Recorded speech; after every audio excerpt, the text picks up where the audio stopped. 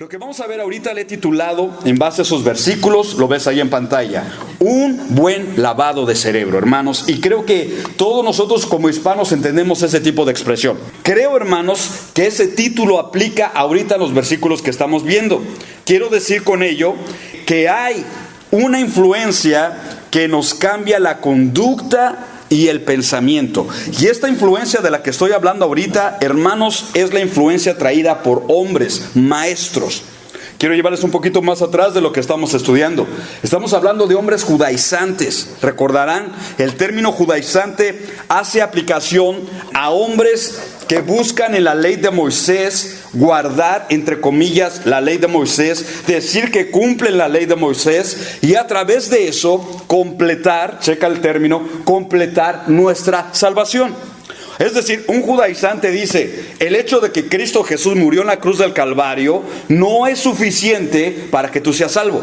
Es decir, te falta otro poco más. Y lo que te falta a ti es guardar la ley de Moisés y tienes que comenzar con circuncidarte, con guardar el sábado y las exigencias de la ley. A eso me refiero, hermanos, con la influencia de los judaizantes. El problema aquí es que los judaizantes vinieron a una iglesia gentil, no judía, allí en Galacia, gentiles como nosotros, y esos judaizantes comenzaron a predicarle a los gentiles que tienen que guardar la ley para ser totalmente salvos. Le voy a decir desde ahorita, nosotros somos salvos 100% por la gracia, la bondad y la misericordia de Dios, sin contar ninguna de nuestras obras. ¿Estoy siendo claro lo que estoy diciendo? Nosotros no trabajamos nuestra salvación, Dios no tiene que pagarnos nada. Lo digo con respeto y con realidad. Este tipo de pensamiento, este tipo de judaizantes y todos los hombres que piensan que por obras vamos a ser salvos, por obras vamos a llegar al cielo, básicamente lo que nos están diciendo es que nosotros trabajamos y Dios nos sale debiendo y Dios nos tiene que pagar la salvación en base a nuestras obras y a nuestros hechos, y eso es 100% falso, lo que estamos diciendo aquí. Ahora bien, el que tiene el control de la mente, la persona, el juego, el gobierno, quien tenga el control de la mente o de nuestra mente, también tendrá el control de nuestro comportamiento. Y esto es algo interesante. Entonces, lo aplico lo uno con lo otro. Llegan estos maestros y aquí lo importante de la enseñanza.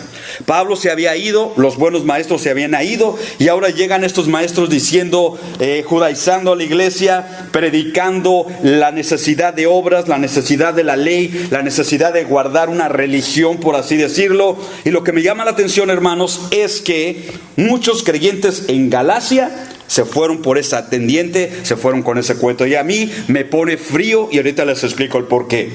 La Biblia al día, otra versión de las Escrituras, lo traduce así: Gálatas torpes. Y es una palabra, hermanos, que a mí se me hace un tantito fuerte, y es fuerte que alguien venga y me diga, Edgar, lo digo con respeto, eres un torpe, creciendo en la iglesia, recibiendo el mensaje de Dios, y me sales con esta chambonada después de tanto tiempo. Ahorita explico. Pablo obviamente está molesto, les dio sana doctrina y después de un tiempo mira por dónde van. ¿Quién os ha hechizado, dice esta versión, como un embrujamiento, como un encantamiento? ¿Quién cauterizó su mente? ¿Quién es aquel que les lavó el cerebro a vosotros? Ante quienes Jesucristo crucificado ha sido presentado tan claramente. Hermanos, esta gente no tenía excusa. Esta gente no eran nuevos convertidos, o no era gente pagana que nunca había venido a la iglesia o que nunca había leído las Escrituras. A diferencia de esa gente, estos Gálatas habían sido discipulados por Pablo, por Timoteo, por otros maestros de la Biblia. No tenían excusa. Y eso me llama a mí la atención, hermanos, y lo voy a decir esta nota con tristeza. En todas las iglesias vamos a encontrar gente que estamos dentro de la iglesia, y lo digo con respeto basándome en ese texto y en la realidad, gente que llega a las iglesias, pero gente que fácilmente es extraviada en cuanto a doctrina. ¿Me explico lo que estoy diciendo? Porque la gente a veces venimos a las iglesias por la camaradería, porque ahí va mi compa, porque ahí están mis cuates, porque me siento bien, porque me echan oración, y eso es bueno, es importante, pero no es lo más importante. Una buena iglesia se compone de buenos creyentes que estamos enraizados, que estamos conectados a Dios a través de este libro. Una iglesia saludable estudia la palabra de Dios, vive la palabra de Dios, obedece la palabra de Dios, y los creyentes estamos familiarizados con la Biblia. Pero hoy en día, hermanos, como en el pasado, hay gente que no conocemos Biblia, y lo digo con tristeza, que no ponemos atención a las enseñanzas de la Biblia y fácilmente nos descarriamos de la verdad. Son esas personas que fácilmente se pierden, no pueden hacer diferencia entre trigo y cizaña, entre doctrina de la Biblia y los mandamientos de hombres. Y yo les he escuchado decir en algunas ocasiones algo como esto: es que ya no sé ni lo que creo. ¿Han escuchado esos términos? Y son hermanos que tienen años en iglesias, compadre, que nacieron algunos en cuna cristiana, que los presentaron y tanta cosa. Llega el testigo de Jehová, el sectario y otros, y al final dicen: es que ya no sé qué es lo que creo. Están dejándonos saber que su vida está basada en emociones y no tanto en convicciones. Estos creyentes tienen una tendencia, escuchen lo que digo y cómo lo digo, una tendencia, una actitud a abrazar fácilmente el error y la falsa doctrina. Y esto es importante. Si alguien te dijo que la doctrina no importa, que lo que importa nada más es el amor, que lo que importa nada más es la sinceridad, te dieron un cuento bien mal equivocado. Doctrina sí importa, hermanos. ¿Por qué? Ahí les va. Porque lo que creemos determina nuestro comportamiento y las convicciones que tenemos en la vida. Un creyente con mala doctrina, siempre su actitud, su conducta, su comportamiento va a estar todo derechueco, no va a estar firme. Un día creo que soy salvo, otro día creo que no soy salvo, un día creo que voy al cielo, otro día creo que voy al infierno. Hermanos, de eso hay muchos, desde Galacia hasta nuestros días. El profeta Jeremías lo denuncia, capítulo 29, versículo 8. Porque así ha dicho Jehová de los ejércitos, Dios de Israel: no os engañen vuestros profetas que están entre vosotros, ni vuestros adivinos, ni atendáis a los sueños que soñáis. Porque de esos hay muchos. Es que soñé, hermano, y lo digo con todo respeto, hay sueños que sí son de Dios, pero la mayoría no son de Dios.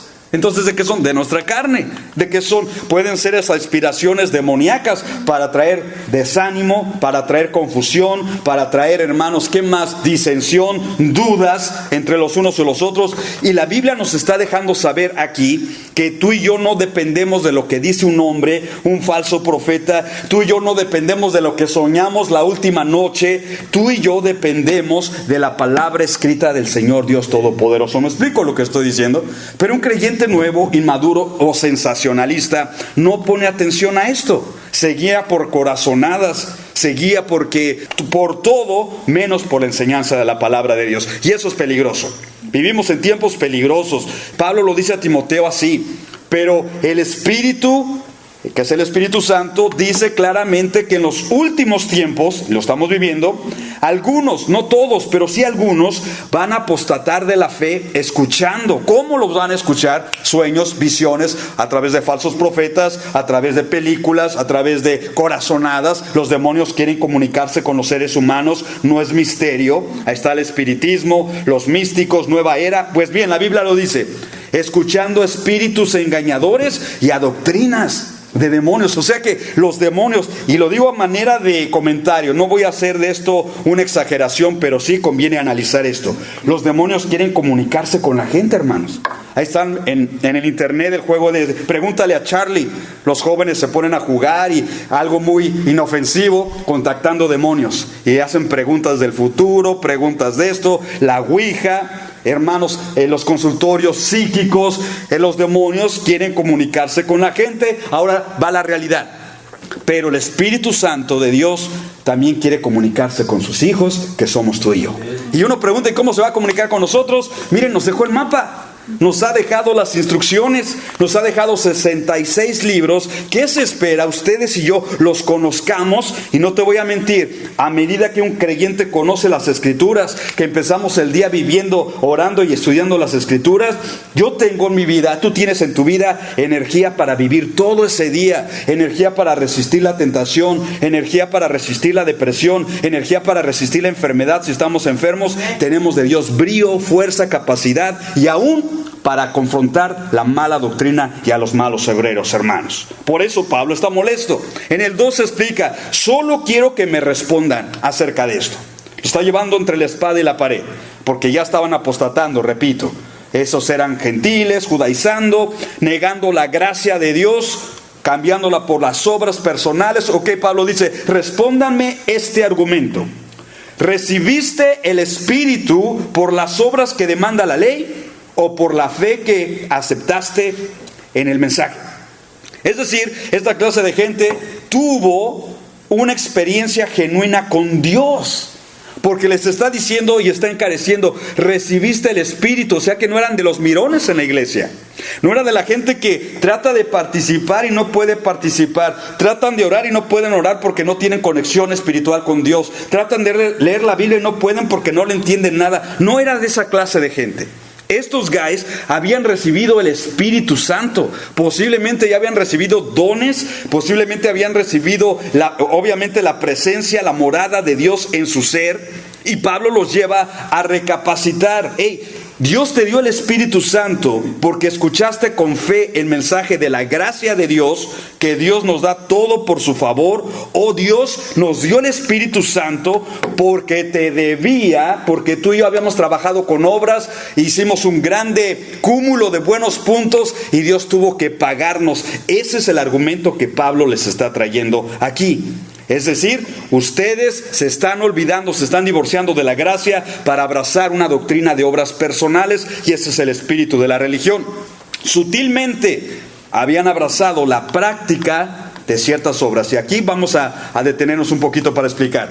Para creer que tenían puntos de crédito personal a su favor, y Dios ahora les estaría debiendo en base a sus justicias personales, hermanos. ¡Qué tremendo! Y ese es el espíritu de toda religión, ¿sabías? En sus obras es que yo ya hice mi manda, ya hice mi liturgia, ya oré, ya ayuné, ya me hice la flagelación. Hermanos, toda religión pone ese énfasis en mis obras. Es que Dios no escucha porque ya hice esto, ya lo ofrendé, ya hice una manda, una promesa, olvidándonos y cayendo en la ignorancia. Y lo digo con respeto, y todos debemos saber este principio: lo que tú y yo recibimos, donde tú y yo fuimos encontrados, como Dios nos haya sanado, regenerado, reconstruido, no es porque nosotros lo merecíamos, es porque Dios le plujo tener misericordia de todos nosotros, hermanos. Eso es sencillo.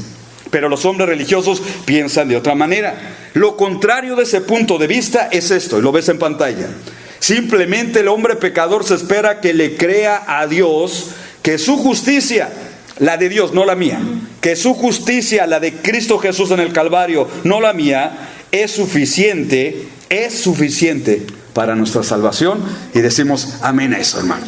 Donde quiera que un pecador reconocemos nuestra necesidad espiritual, reconocemos que estamos bien quebrados, que hemos quebrado la ley de Dios, que merecemos el juicio de Dios, pero nos arrepentimos y nos atrevemos a confiar en Dios y decir: Señor, ten misericordia de lo vil que soy, de lo ruin que he sido. Hermanos, les garantizo por la Biblia, allí hay gracia de Dios para escuchar esa oración y cambiar y salvar a cualquier pecador. ¿Me explico lo que estoy diciendo?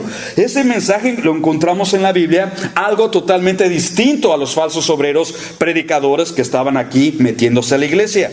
Ellos estaban diciendo: sí, es el sacrificio de Cristo más tu buen récord, tus buenas obras, tu buen comportamiento, el abrazar la ley de Moisés, hacen un total. Y recuerden esta fórmula: 99% de carne mezclado con 1% de veneno, se constituye todo en veneno. ¿Tú te comerías una hamburguesa aún sabiendo que tiene solamente 2% veneno para rata? Yo la dejaría toda. Es lo mismo. Esta es una enseñanza aparentemente piadosa, traen el veneno, traen la herejía, pero están negando la gracia y la suficiencia de Dios, y eso no se vale. Ahora, aclaración. ¿Qué acaso estoy diciendo que las buenas obras no cuentan? Aclaración. Miren, hermanos, las buenas obras sí son importantes. Por eso es que nosotros y ustedes estamos trabajando en misiones, dando zapatos, ropas, cobijas, etcétera. Esas son buenas obras. Pero hay que hacer la aclaración. Esas buenas obras no compran nuestra salvación. Esas buenas obras son el resultado de que hemos experimentado una salvación y ahora somos el pueblo de Dios dispuesto para hacer buenas obras. Esas buenas obras son el fruto, un reflejo de que caminamos con Cristo, pero aclaramos, esas buenas obras nunca comprarán nuestra salvación y justificación. Eso es lo que no puede entender mucha gente. Dios espera que nos portemos bien en el mundo. ¿Decimos amén eso, hermanos? Amén. Dios está esperando un pueblo celoso de buenas obras. Esa es una cosa, pero otra cosa es creer que por nuestras buenas obras seremos salvos en aquel día. Eso es falso. Ahora bien, les cito esto, no está en pantalla, pero lo he leído en otras ocasiones y lo vuelvo a leer. Isaías 64:6 dice: todos nosotros caímos como suciedad, y todas nuestras justicias son como un trapo de inmundicia. ¡Wow! Mis mejores obras, tus mejores obras delante de Dios es como un trapo de inmundicia. Y este es el filo cortante, hermanos. Cuando hablamos de la gracia de Dios, Gálatas 2:21, filo cortante significa lo más tremendo, lo que nos abre los ojos, lo que pone bastante sentido en esta lección, es lo que dice Pablo allí. No desecho la gracia de Dios como algunos. Si la justicia se obtuviera mediante la ley, los rituales de la circuncisión, del sábado, las ceremonias judías, el pan leudado o no leudado, hermanos, si la salvación se obtuviese mediante la ley, Pablo llega a la justa conclusión: entonces Cristo habría muerto en vano. Hermanos, es lo que la gente religiosa no entiende, o no entendíamos, mejor dicho. ¿Tú crees que tu religión te va a salvar? Si crees que tus buenas obras te van a salvar, entonces ¿por qué murió nuestro Señor Jesucristo en una cruz? Lo leemos rápido, pero pongámonos a pensar. 6 horas colgado en una cruz, desnudo, al mediodía, deshidratándose, desangrándose, con una corona de espinas. La noche anterior no durmió, no comió, fue golpeado. 6 horas en la cruz, simplemente para recordarnos que ese era el precio que tú y yo debíamos de pagar en esa cruz. ¿Me explico? Y el favor de Dios pone un sustituto, Cristo Jesús. Nosotros creemos que su justicia es imputada a nosotros, a nuestra injusticia, a nuestro pecado. Y hermanos, es lo que Dios espera que todos los pecadores hagan para que Él nos salve, nos justifique y seamos pasados de muerte a vida. Es lo que enseñamos en las iglesias cristianas. Pero entonces viene la falsa doctrina. Y van a llegar, tal vez, si no ha llegado, llegará a esta iglesia y a todas las iglesias por medio de malos obreros, de hombres con una nueva revelación, de hombres que creen saberlo todo. Pero paremos oreja y pongamos atención. Si un día uno de estos pastores, un predicador invitado, nos sale con la chambonada de que el sacrificio de Jesucristo no es suficiente, que hace falta más tus buenas obras, mis buenas obras, tu comportamiento para ser salvos, ese día estamos escuchando herejía, porque la Biblia dice claramente que el sacrificio de Cristo es suficiente para todos salvarnos y justificarnos. Ahora Pablo regresa y les dice en el 3, miren, tan torpes sois, torpes, necios, dice otra versión en inglés dice la palabra fool, que significa tonto. Tan torpes sois, y aquí les explica el por qué. Después de haber comenzado con el Espíritu, recibiendo el Espíritu Santo, habiendo nacido de nuevo, no puedes nacer de nuevo sin el Espíritu Santo. Es decir, esos creyentes comenzaron bien en la zona espiritual, siendo regenerados, restaurados y llenos de poder por el Espíritu Santo, comenzaron bien. Pero aquí nos explica la Biblia que no se trata de cómo uno comienza, sino el cómo uno procede y el cómo uno termina. Y Pablo explica, dice, después de haber comenzado con el Espíritu, pretendéis ahora perfeccionaros con esfuerzos humanos. Y esto es interesante porque está cayendo, hermanos, en un terreno donde claramente se presenta que ellos se han movido de la gracia, por un lado, la gracia de Dios, y han llegado al terreno de la vanagloria personal, donde uno dice, y cuidado cuando a veces hablamos, porque a veces todo lo atribuimos a nosotros inconscientemente. Es que a veces decimos, es que yo cuando me propongo algo, eso lo logro. Se escucha muy bonito y lindo, sí, pero en realidad no le estamos dando la gloria a Dios con eso. Es que yo soy bien chicho, es que yo soy bien bueno, es que yo heredé los genes de mi papá y mi mamá, es que yo sí la sé hacer. Hermanos, tengamos cuidado con esos comentarios. Tú y yo, cuando estamos en el cristianismo, creo, adoptamos una actitud más humilde, y te propongo esto. La Escritura dice, el que se gloría, gloríese en el Señor. Ahora entendemos que si tenemos algo, si somos algo, si podemos hacer algo, no es porque somos los más chichos, los meros buenos, es porque el favor de Dios nos dio esa bendición. Eres bueno en matemáticas, Dios te dio un cerebro bueno en matemáticas. Eres bueno en deportes, Dios nos dio esas capacidades en deportes. Has creado un buen patrimonio en tu vida, tienes ahorros, propiedades. Se los garantizo, hermanos, todo lo hemos recibido de allá arriba. Decimos amén, hermanos. Ahora, la mala doctrina emplea o mezcla los favores de Dios y lo torna, nos mueve de esa dirección de darle a Dios la gloria, de reconocerle a Él, nos mueve al terreno de tomar la gloria personalmente. Es que yo trabajé mi salvación, es que yo edifiqué esta iglesia, es que yo crié esta familia, es que yo, hermano, y ese es el problema, y era el problema con los gálatas judaizantes. Ahora, a través de sus buenas obras, estaban rechazando la gracia de Dios, estaban diciéndole a Dios, no, tu gracia queda fuera, ahora soy yo, y yo, y yo. Y ese es el deleite de los religiosos, ¿sabían? Les vamos a escuchar siempre hablando, diciendo, es que yo hice esa peregrinación, es que yo hago el Ramadán, ayuno 40 días, es que yo hice la flagelación, yo sangro, le llaman estigmata, como una manera de autoflagelación, autocastigo, y por ello Dios está contento conmigo, porque yo, hermanos, es un pensamiento muy sutil, pero es totalmente 100% antibíblico. No es por lo que nosotros hacemos o lo que sufrimos o lo que ofrendamos, lo que ayunamos, nuestras penitencias, nuestras flagelaciones, nuestros sufrimientos, nada de eso. En el cristianismo y en la enseñanza bíblica, todo es acerca de lo que Dios hizo, de lo que Dios dio y lo que Dios tiene para con nosotros en gracia y misericordia. En el 4 los va a llevar a una fuerte reprensión.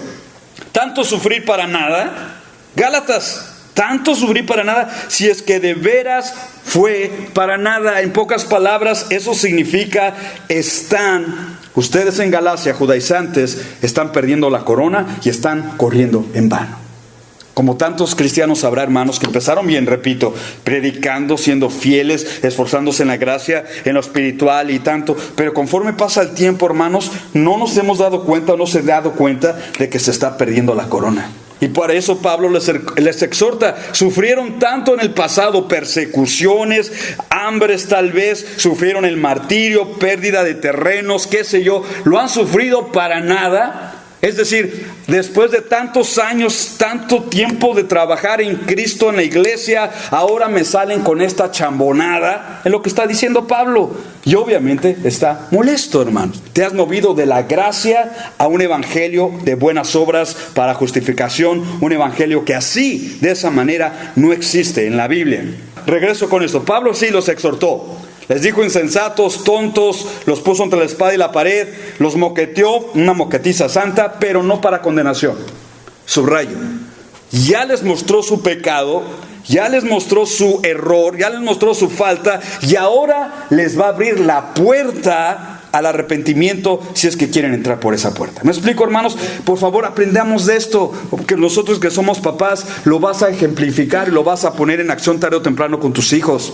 No los condenes, no les cierres la puerta. Es que tú, no, estás mal, no comparto contigo lo que estás haciendo. Denuncia su pecado, pero a la misma vez muéstrales dónde está la puerta de la salida y la restauración, que se llama Cristo Jesús. Ese es un buen líder, ese es un buen padre. Y ahorita Pablo va a hacer algo como lo que les estoy mencionando.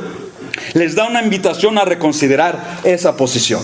En el versículo 5 les dice: Al daros Dios su Espíritu Santo, para que veas que no eran paganos, cuando Dios te dio su Espíritu y cuando Dios hizo milagros entre vosotros, la pregunta es, ¿lo hace por las obras que demanda la ley o por la fe con que habéis aceptado el mensaje? ¡Pum! Les está abriendo los ojos. ¡Ey! ¿Estás diciendo que Dios te paga con milagros? ¿Que te portas también que Dios te tiene que pagar a ti porque te debe con milagros? ¿Estás diciendo que Dios da su Espíritu Santo porque está en deuda contigo? Y los creyentes honestos ahí dijeron, no, eso es herejía, ¿cómo va a ser eso? No, yo no le debo, Dios no me debe nada a mí. Dios no me paga con milagros, Dios no me paga con su Espíritu porque me debe. No, eso es herejía. Y es cuando comenzaron algunos de ellos a recapacitar. Entonces, si Dios me da su Espíritu y si hace milagros entre nosotros, y by the way, lo digo de paso, Dios todavía sigue haciendo milagros y alabado sea su nombre. Y no porque nosotros hemos trabajado tanto que Dios nos deba, lo repito, si Dios hace todas esas cosas es por su gracia y misericordia entre nosotros, y lo único que tenemos que hacer nosotros es abrazar sus promesas en fe, creerle a Dios cuando Él quiere, como Él quiere, y eso es lo que agrada a Dios. Este es un caso, hermanos, si lo lleváramos a corte, este es el caso que presentaríamos ahí. Es el caso de gracia contra la vanagloria humana, la vanagloria de los seres humanos. Y dígame, ¿quién va a ganar? Ya lo sabemos, gana la gracia de Dios. En la Biblia, Antiguo Testamento y el Nuevo Testamento, es el mensaje que sobresalta así como popping up, como saltando, gracia o en contra de la vanagloria humana. Pablo, para ayudarles a entender a sus alumnos, les explica la historia de Abraham. Si todavía tienen dudas o gálatas, vayamos a los registros de la historia. Curiosamente, Abraham es considerado el padre de la nación judía, pero él nunca, vayamos a la Biblia y ahorita vamos allá, nunca Abraham se apoyó en sus obras, en sus ritos, sus méritos personales para agradar a Dios. Y esto es algo lindo que compartir con los religiosos. Nunca. Abraham se acercó a Dios no por la confianza de sus obras, repito, sino Abraham se acercó a Dios con una fe sencilla, pura y limpia, sabiendo de que Dios justifica al pecador por su gracia. Eso lo supo Abraham. Mira, nunca hizo puntos de crédito personal, simplemente la Biblia da testimonio que creyó que la bondad de Dios es suficiente para justificar a un pecador. Es decir, toda la gloria, todo el crédito, toda la obra fue realizada por Dios a través de Jesús en la cruz del Calvario, hermanos. Y es lo que mucha gente no ha entendido dentro de iglesias y fuera de las iglesias. Lo repito, ¿qué no ha entendido? ¿Qué no hemos entendido? Hermanos, simplemente esto, que toda la gloria, todo el crédito y toda la obra, Cristo Jesús lo apagó por nosotros en la cruz del Calvario. Él llevó tu castigo y mi castigo. Él nos abraza a toda la humanidad y es a través de Cristo que Dios está buscando a los pecadores, a través de esa gracia. La Biblia habla de Abraham, Gálatas 3:6. Así fue con Abraham. La Biblia da testimonio, creyó a Dios, simplemente, sencillo, creyó a Dios y esto se le tomó en cuenta como justicia. Y esa es la verdad que sale en el libro de los Gálatas y en toda la Biblia.